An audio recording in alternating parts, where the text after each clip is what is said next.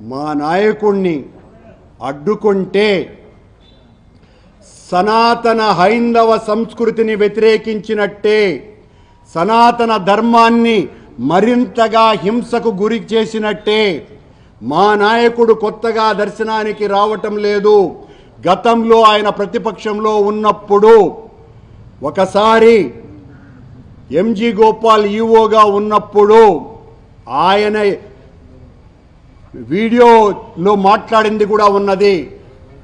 ఆయన చేత మీరు డిక్లరేషన్ తీసుకున్నారా అంటే ఆయన సాంప్రదాయ దుస్తుల్లో జగన్మోహన్ రెడ్డి గారు దర్శనానికి వచ్చిన తరువాత ఇక అడ్డుకునేది ఏమున్నదండి? ఆయన చాలా సాంప్రదాయమైనటువంటి హిందుత్వ ధోరణిలో స్వామివారిని దర్శనం చేసుకున్నారు అన్నటువంటి ప్రకటన కూడా చూడండి.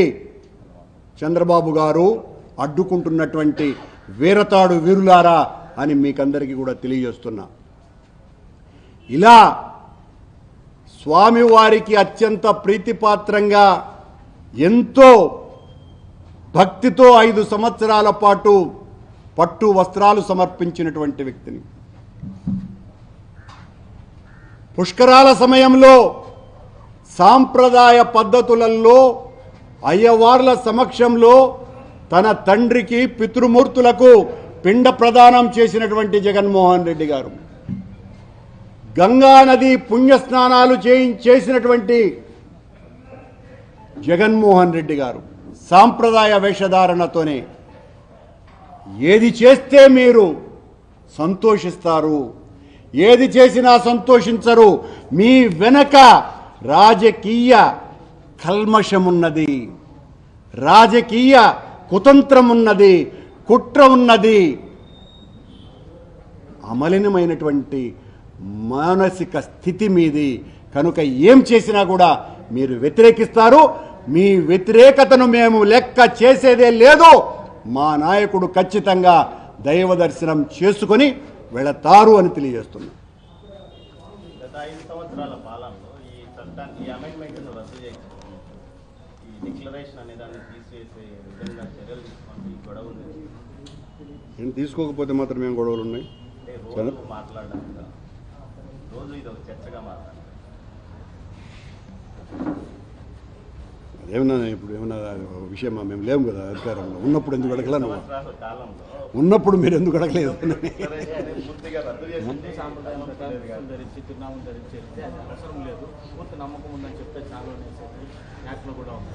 కంపల్సరీ అని ఖచ్చితంగా జగన్మోహన్ రెడ్డి గారు హిందూ సాంప్రదాయ దుస్తులు ధరించే దర్శనానికి వెళ్ళారు. ఇప్పటికి వెళ్ళిన ప్రతిసారి కూడా ఆయన అలాగే వెళ్ళారు.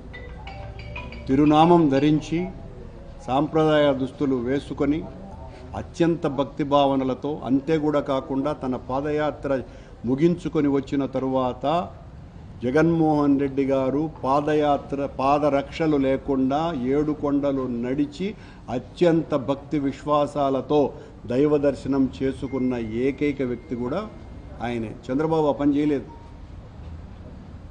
మీరు మాట్లాడితే ఇంకేం మాట్లాడేది చంద్రబాబు గారు? ఇంత అన్యాయంగా చంద్రబాబు గమ్మున్నే ఉంటాడు, మిత్రపక్షాలను కెలుకుతాడు, వాళ్ళు విజృంభిస్తారు. చంద్రబాబు గమ్మున్నే ఉంటాడు, పోలీసు వాళ్లకు సైగ చేస్తాడు. మొత్తం పోలీసు వాళ్ళంతా కమ్ముకొని ఉన్నారు మా చుట్టుపక్కలంతా కూడా. ఇదే ఆ పాలన. 2 days back చంద్రబాబు ప్రెస్ కాన్ఫరెన్స్లో Jaganmohan Reddy can visit Tirumala, but temple guidelines ఏదైతే ఉందో he has to follow, especially with regards to the declaration form signatures. 2009లో ఎంజీ గోపాల్ ట్రెడిషనల్లీ వచ్చారండి. Has he signed the form ever in the past? And generally because this one more question, sir. This clause is intended towards all the people belong to other faiths.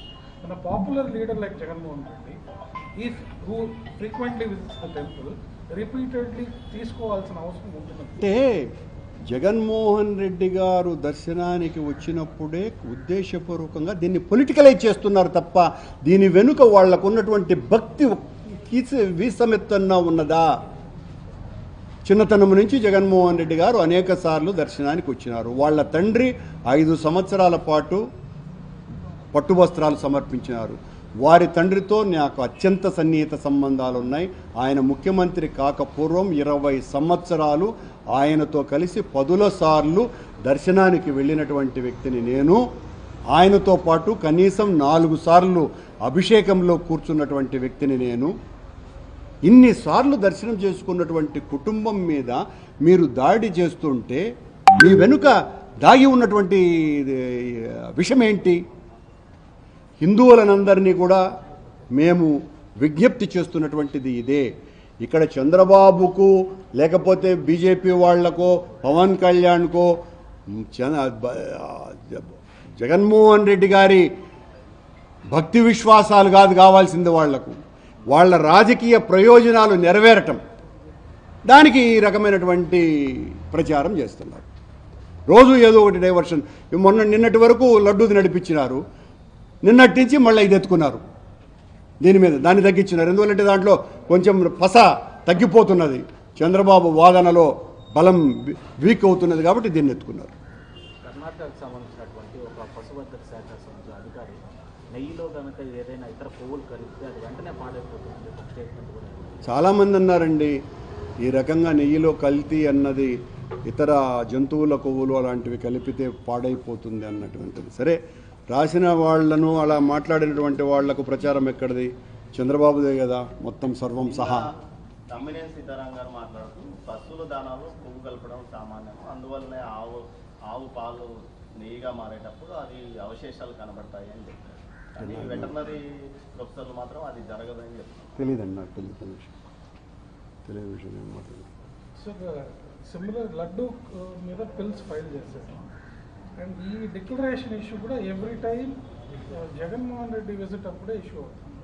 No other leader అయినప్పుడు లేదు. ఎందుకంటే act ఒక interesting fact, పేర్లు ఇప్పుడన్నా ఆధార్ ఉంది, అంతకుముందు ఆధార్ లేదు.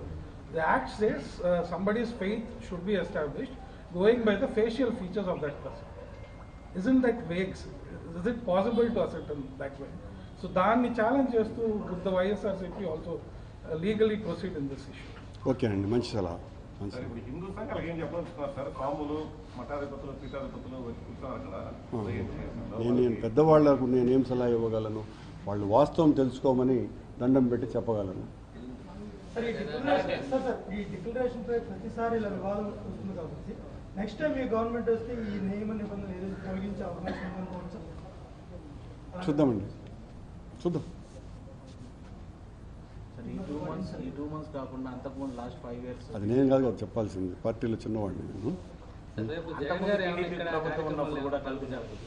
Paper పాల్గొనండి, ఆయన దర్శనం చేసుకొని వెళ్ళిపోతారు. చాలా స్పష్టంగా మాకు కూడా ఆయన ఇచ్చినటువంటి సందేశం అది, ఏ ఆర్భాటము లేదు, నేరుగా వచ్చి వెళ్ళిపోతారని. ఆర్భాటం చేస్తామని పోలీసు వాళ్ళు మమ్మల్ని భయపెట్టే కార్యక్రమం చేస్తున్నారు, మేము ఎక్కడ చెప్పలేదు.